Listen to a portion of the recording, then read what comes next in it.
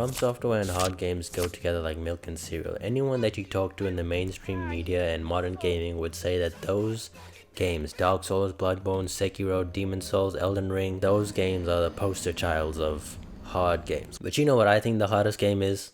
Crash Bandicoot. I've suffered so much emotional damage in Crash than any Soulsborne game combined.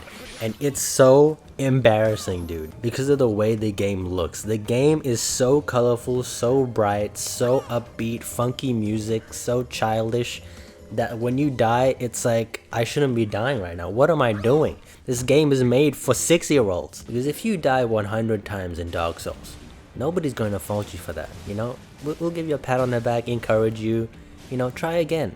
If you die 100 times to the tutorial boss in Dark Souls, that's fine, buddy. We trust you. We have faith. Try again, try a different build, try a new tactic. Just be patient and you'll win. But if you die 100 times in a Crash Bandicoot level, ugh, pleb, noob, disgusting. Don't ever pick up a controller again. I'm revoking your gamer license. All signs of Crash Bandicoot indicate that it's going to be a wholesome, fun game. But it's the exact opposite. And it got me thinking, what makes a game difficult? Is it your lack of experience? Does it test your reaction time? Does it test your patience? Does it test your intelligence and strategic planning? What I think it is all of the above. Soulsborne games are hard because they have a wide variety of enemies with varying patterns of attacks, and little gremlins hiding around every corner waiting to ambush you. And on top of that, you have to manage your stamina, knowing what to heal, having a focused build that allows you to play at max efficiency. It's a lot to handle in these games, especially because they don't really give you extensive tutorials. They just throw you into the deep end and be like, yep, figure it out. But I'm of the firm belief that your first ever Soulsborne game will be the hardest. Why? Because you're just ignorant. You don't know what you're doing. And my first Soulsborne game ever was Dark Souls 3.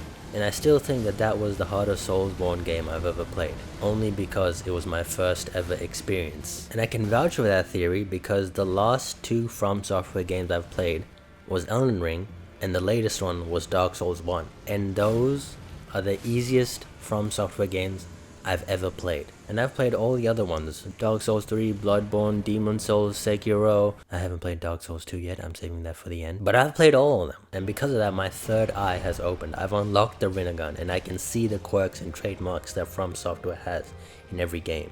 For example, items behind an object or on a spot off the main path. Enemies waiting around the corner.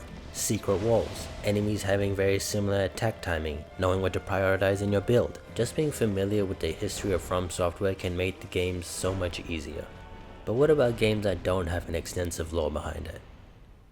Sifu, I feel, is another tough game that has a lot of difficulties, just like From Software in the boss fight. But this time it's based more on your reaction time, making you get out of your comfort zone. Because I feel a lot of times in fighting games, it is so easy to spam. It is so easy to just continuously do the same move over and over again if it works for you. But that's not how it works in Sifu. If you do the same thing over and over again, you will be punished for it. The boss has rules, and you need to follow those rules if you want to win. Which you might have seen if you've seen my previous Sifu video that I uploaded to...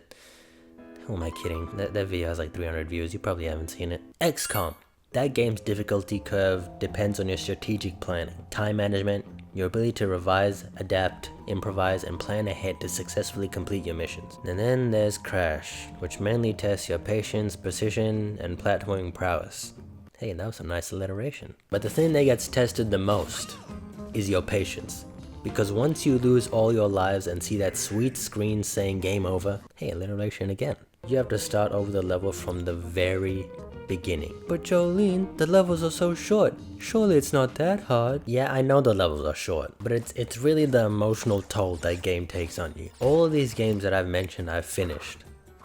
Except Crash. But I think all these games that I mentioned are catered towards being hard. They had a goal to make a hard game. And I'd say they succeeded pretty well. But what about bad hard games? Like games that allow you to raise the difficulty, but don't provide any sort of risk or reward system or incentive to play at a high difficulty. Games that simply increase the enemy's health so they're just a cum bucket for pain, and Goku levels of power with the amount of damage they do. Why is one shot taking away half of my health? And why do my attacks have the same power as a voice crack? I'm looking at you, Uncharted, Starfield, Assassin's Creed. And you know another thing that ticks me off that gives the illusion that something is genuinely hard? Viagra. No. It's when they add a bunch of NPCs in an area just to annoy you, and then they call it a day. Yeah, the kids like hard games, so just add like 2 random dogs into this boss fight in this cramped 1-bedroom apartment sized arena. It's like the devs have no confidence in the actual boss being tough by itself, so they add waves and waves of generic soldiers at you. I'm looking at you, Gotham Knights. I don't know how to wrap this up, to be honest. The only reason I was inspired to make this video is because I've been playing Crash recently, and it baffled me how much I was struggling. I have the trilogy, and I haven't even finished the first game yet. And I've been playing for like 10 hours. But yeah, that is all. Goodbye.